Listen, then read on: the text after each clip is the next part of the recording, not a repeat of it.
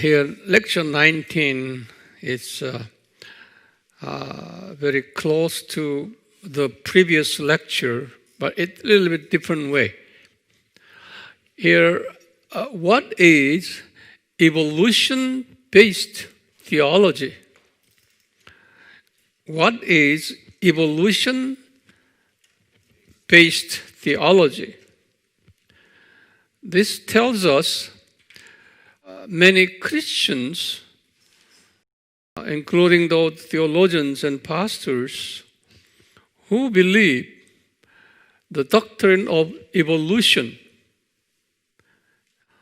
Based on their belief in evolution theory, they built up Christian doctrines. I will describe some of the key issues in relation to that doctrines here. You will see evolution-based theology. So those people, as I told you, amial people and post-mill people belong to this theology here. Okay, as I told you before, the first two chapters of Genesis are the same as others. Okay, that's eternity here, eternity. But when it comes down to fall of Adam here,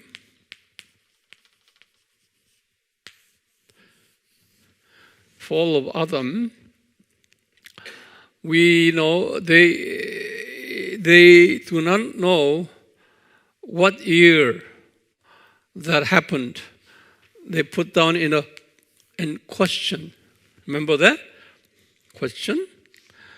And the distance between the fall of Adam to Abraham,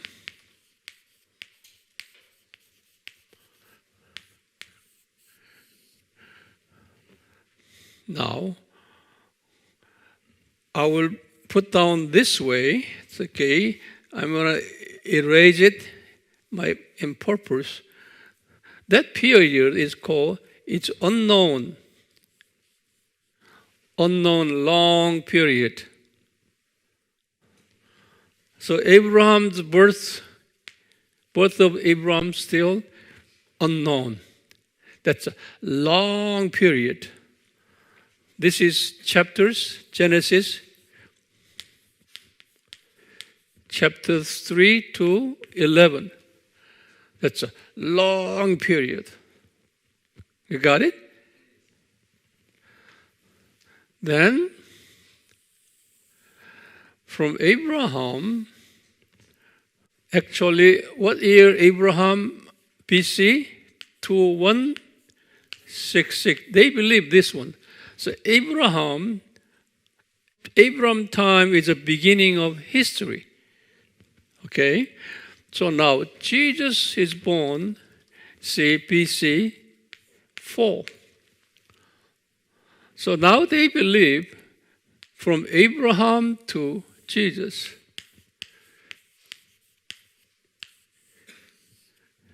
The story is where? In Matthew chapter 1, verses 1 through 17.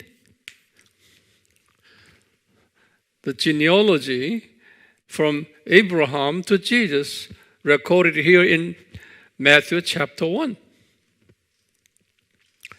So they believe this is actually how many thousand years? They believe this is actual 2,000 years.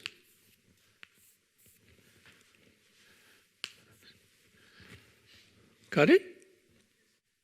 Now, also, now we are here in 2020, present time. So here, 2020, so that means present time is the present.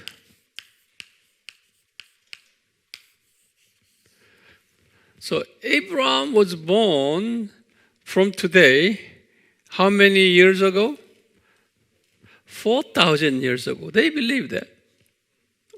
4,000 years ago, right here. It's a history.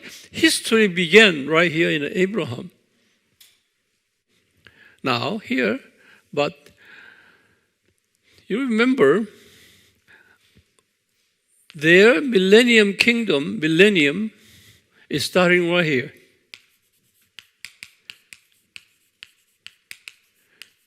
Millennium, all the way to where?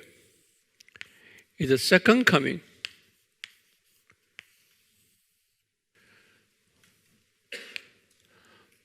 This is unknown for a very long period.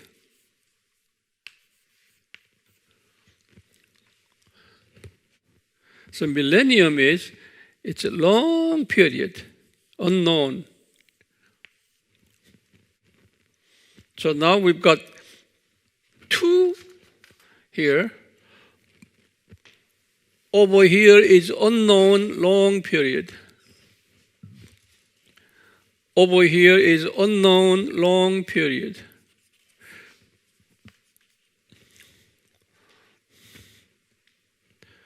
Then after the second coming, then here, it's a revelation, a new world and new heaven, 21 to 22.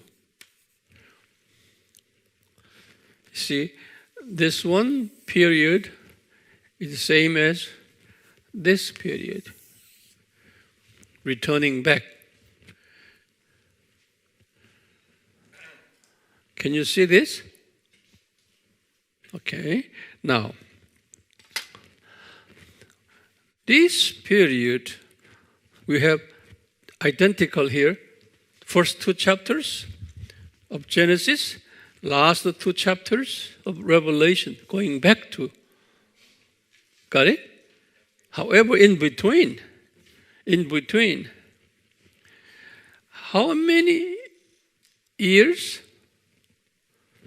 How many years? Here? From here to here?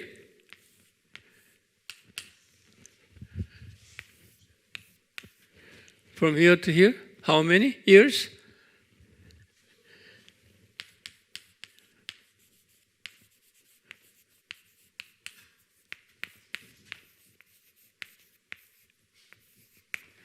Then? Okay. It's unknown.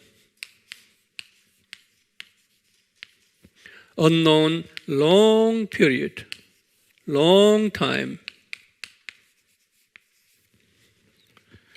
Write that down. That. How many years? Unknown, long time. And also, they call this the kingdom of God.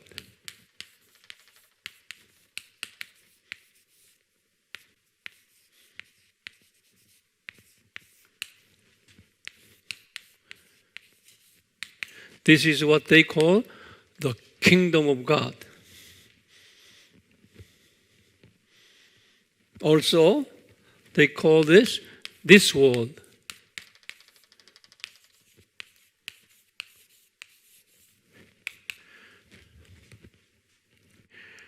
Then how about above world? Above world is right here. This is above world. Eternal world. Also, over here is above world.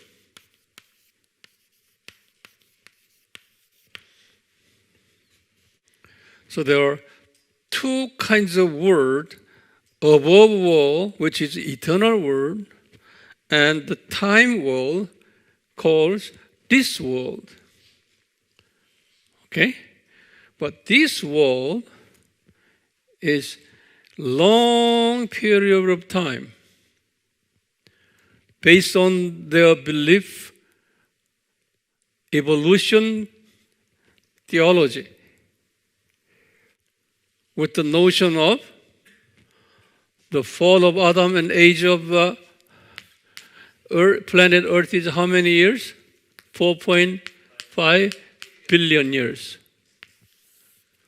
Over here, 4.5 billion years. Now, these people, they call this period from first coming to second coming. This period they call church period.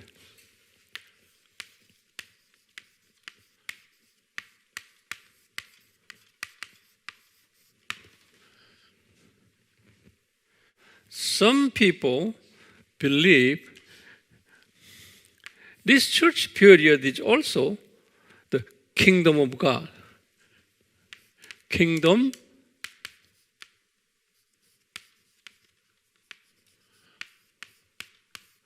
Some people, in a narrow sense, kingdom of God.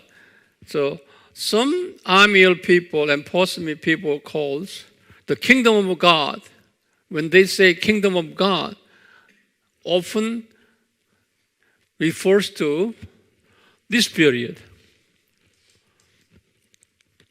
Some said kingdom of God refers to this period, whole entire period. So there are two kinds of expressions in the kingdom of God. So you got to understand this so that you can make distinctions. When someone said kingdom of God, it may refer to this entire period or only limited to church period. So they call church period is what? This is church period, they call millennium kingdom. Are you with me? Millennial kingdom. That's church period. Not an entire period. So they consider millennialism, millennial kingdom starts at first coming, ending where? Second coming. It's complicated? Yes, no. A little bit. That's why I review it with a different way of approachment. Okay? Now, here, are you clear? Okay. Now, then, who believes in this? Who believe this?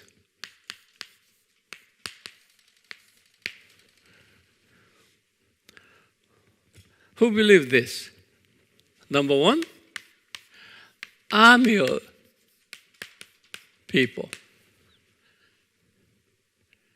Okay?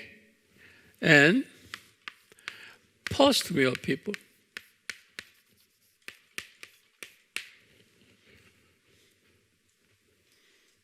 Now, here, number two, what denominations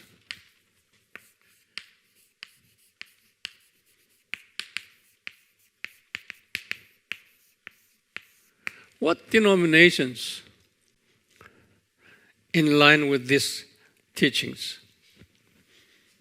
Number one, Roman Catholics. Number two, Orthodox churches.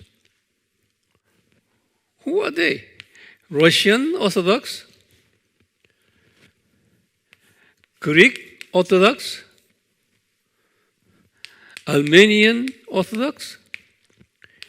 Egyptian Coptic Orthodox? There are many Orthodox in the eastern part of Europe, Ethiopian in Africa, Syrian, there are many, Hungarian, Czechoslovakian, all kinds of Orthodox churches, okay? They all believe in this evolution-based theology. Now, who else? In here, Protestants.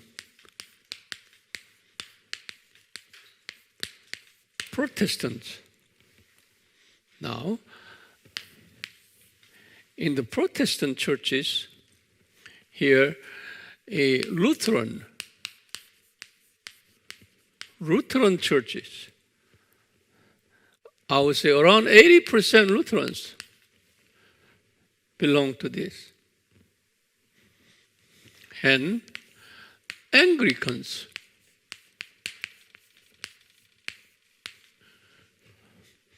I would say around 80% Anglicans follow these doctrines. And Presbyterians.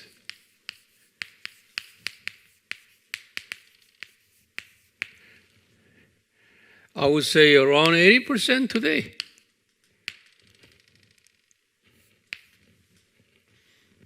Presbyterian. Korean Presbyterians are different. Koreans are about half and half, around 50-50. And Baptist. Baptist, I would say around 50%. And Methodist.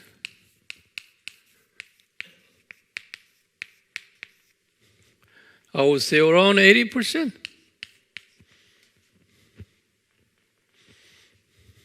And Charismatics.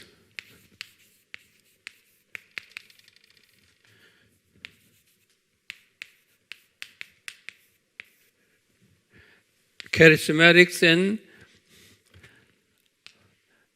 Pentecostals.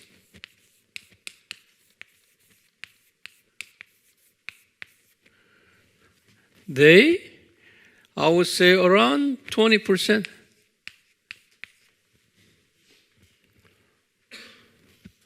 You can see these major Protestants.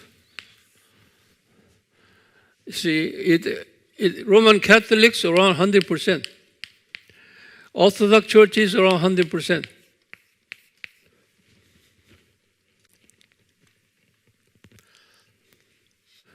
So you can see very few Protestants, very few Protestant denominations not believing that theology.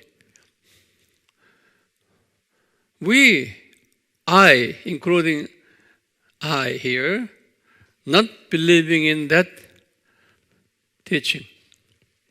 So we are minority people. Minority people. That you would encounter with those Christians who